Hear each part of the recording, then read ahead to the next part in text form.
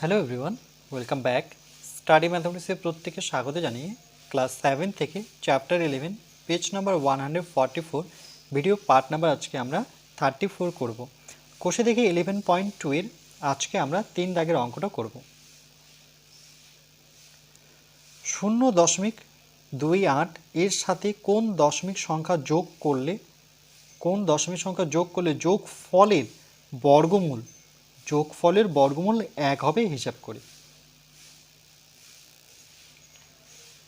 0.28 এর সাথে কোন দশমিক সংখ্যা যোগ করলে, তাহলে আমরা এভাবে লিখব 0.28 এর সাথে কোন দশমিক সংখ্যা যোগ, অর্থাৎ যোগ করতে হবে কোন দশমিক সংখ্যা সেটা জানি না, সেই জায়গায় আমরা একটি ফাঁকা ঘর রাখব।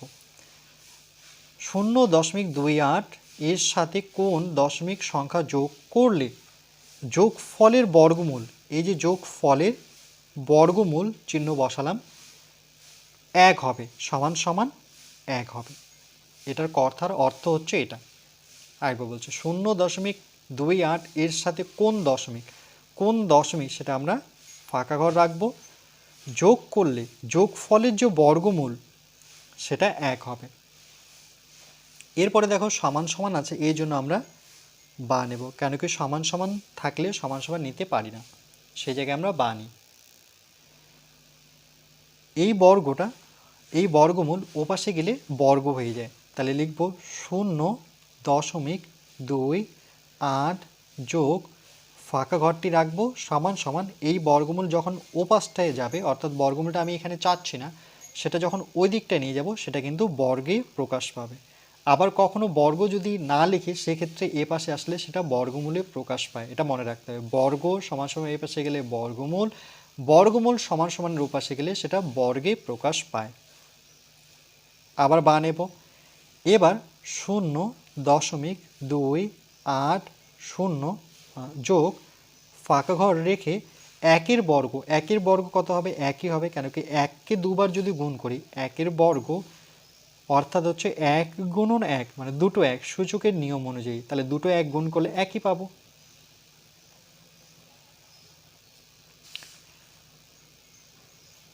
বা এবার যেহেতু আমি ফাঁকা ঘরটা বের করবো, তাহলে ফাঁকা ঘরটা আমি রাখবো সমান সমান 1 নেব, আর এই যে সংখ্যাটা দেখতে পাচ্ছি এটা কিন্তু সমান সমানের ওপাশে চলে যাবে, তাহলে সেটা ওপাশটায় গেলে এর সামনে কোনো চিহ্ন নেই, তাহলে সেটা এ পাশে যখনই আসবে সেটা মাইনাস হয়ে যাবে। এখানে কোনো চিহ্ন নেই বলতে সেটা প্লাস মনে করতে হয়, তাহলে যখন ওপাশে লিখবো তখন মাইনাস দিয়ে লিখবো 0.28। আবার ফাঁকা ঘরটি রাখবো সমান সমান 1 থেকে এটা বিয়োগ করবো, তাহলে কি করে বিয়োগ করবো, আছে তো 1 থেকে 0.28 কি করে বিয়োগ হবে, দেখো 1-এর পরে তো দশমিক নেই, তাহলে আমরা ইচ্ছে মতো একটা দশমিক নেব, আর দেখব যে এখানে দশমিকের পরে কটা সংখ্যা আছে, 1 2, দশমিকের ডান দিকে দুটো সংখ্যা, তাহলে আমরা দুটো শূন্য নিয়ে নেব। নেওয়ার পরে ঠিক এবার মিলিয়ে বসাবো, তাহলে 0 বসবে 1-এর ঠিক নিচে, দশমিক থাকবে দশমিকের জায়গায়, আর 2 8 পরে বসিয়ে দেব ডান দিকে।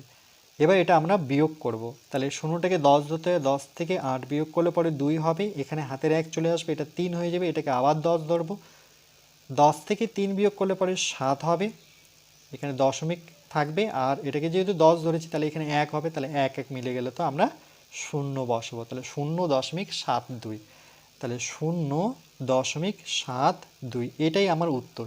তাহলে আমরা এভাবে লিখব যে 0.28 সাথে 0.72 ওকে, এর সাথে কোন দশমিক, তাহলে লিখব 0.72 সংখ্যা যোগ করলে যোগফলের বর্গমূল 1 হবে, তাহলে এইভাবে উত্তরটা লিখতে পারি আমরা যে 0.28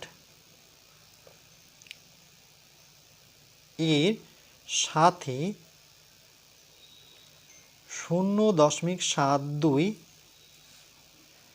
যোগ করলে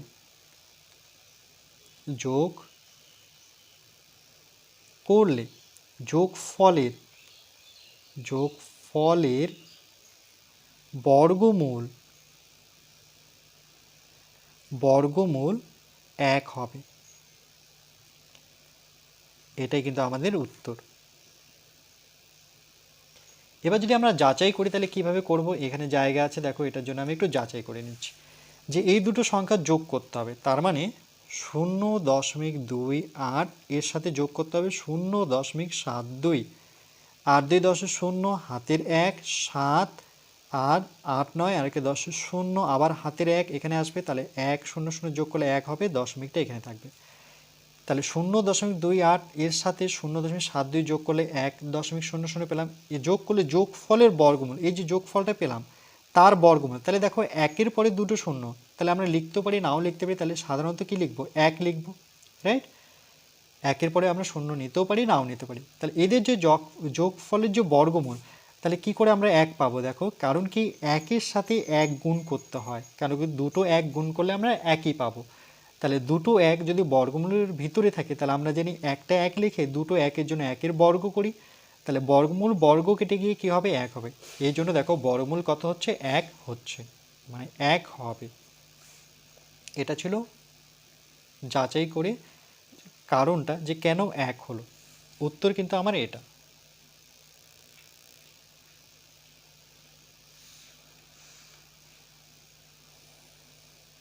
এখানে পাশে লিখতে পারি, হঠাৎ করে এটা যখন লিখেছি তাহলে এভাবে লিখতে পারি যে প্রশ্নানুসারে, মানে কোশ্চেন অনুযায়ী, প্রশ্ন অনুসারে, সেটি সেই জন্য, বা শর্তানুসারে লিখতে পারি, প্রশ্নানুসারে, যেমন করে প্রশ্ন করেছে আমরা তেমন করে এটা লিখেছি। এটা এখানেও লিখতে পারি প্রশ্ন অনুসারে, বা ব্র্যাকেটও রাখতে পারি।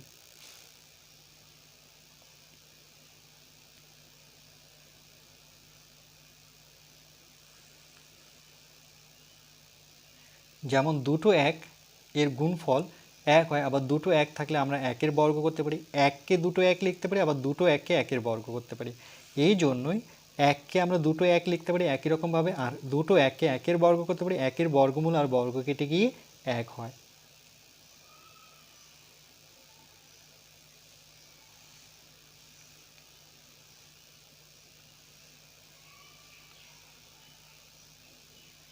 এরপর পরবর্তী পার্ট নাম্বার 35-এ আমরা ম্যাথ নং 4 করব।